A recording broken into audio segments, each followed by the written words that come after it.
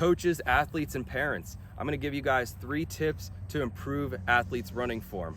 Let's get better today. My name is Jacob Capizzuto, and I've trained hundreds of athletes in Arizona. I've used all 3 of these tips to help improve the speed of the athletes I train, young and old. So let's get into tip number 1. Tip number 1 is to relax. I tell all my athletes before we start running our 40-yard dashes at our monthly testing events to relax. Some guys are overly tense and they're overly stressed out in their chest and their shoulders, and they try to grit and grind their way to the fastest speed that they possibly can run.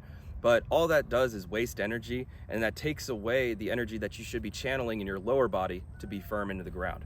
So take a deep breath before you run full speed, relax your chest, relax your shoulders, and then make sure you're firm into the ground. We should be kicking the ground like we're mad at it, running full speed, but we should also be relaxed in the upper body. So I tell all my athletes to relax before they sprint so they can just run free. Tip number 2 is I tell my athletes to be springy through their feet. Okay, it's not about driving the legs up as much. It's really about how hard they push off the ground with their feet. And this is very similar to what I talk about in my jumping video that I posted last week. You guys can check out that video in the top right corner of this video right here. But when it comes to jumping and sprinting, we have to be springy through our feet, and we have to produce force into the ground. Our stride length and our stride frequency is about how much force we put in the ground and how reactive our foot is. So we want to make sure we tell our athletes and tell our kids to push off the ground with our feet and bounce off that ground hard and fast.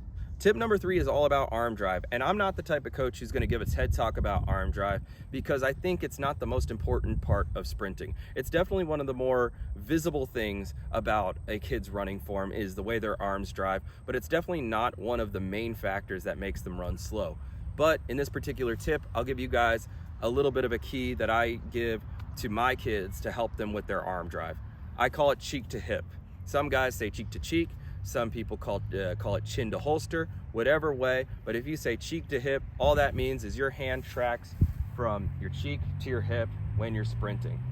I have a bonus cue for arm drive. I stole this one from Tony Holler. He has got a great program and a great mindset when it comes to speed development for youth athletes.